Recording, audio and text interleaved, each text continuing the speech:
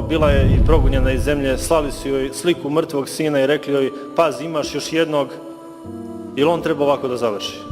Takve ona pretnje dobijala.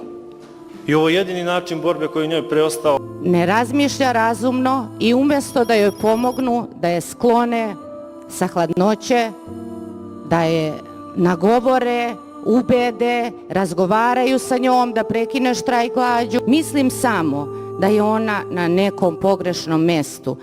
Rekla Hrki da je ona izgubila razum, rekla je da je bila na pogrešnom mestu, dakle njen sin je bio na pogrešnom mestu kad je poginuo, samo taj dan nije trebao da bude tu i bilo bi mu dobro, tako, neko drugi bi poginuo. Moj rođak je bio taj dan u Novom Sadu, ja sam ga zvao, on je student, pola sata se nije javljao, isključio telefon, ja sam sad bio predbledeo i onda kad mi poslao poruku da je dobro, razmišljao sam kako je onim ljudima kojima se javila, recimo policija je rekla, znate, saučešće, vaš sin više nije živ. Ne može se prepustiti samo njoj da odlučuje više o svom životu. Jedini za koga ja znam za sada, koji je molio Dijanu Hrku da prekine štrajk glađu, predsjednik Srbije Aleksandar Vučić. Ona ne čeka poziv predsjednika Republike, ona čeka poziv svog sina i dan danas, ali on se nikad neće javiti.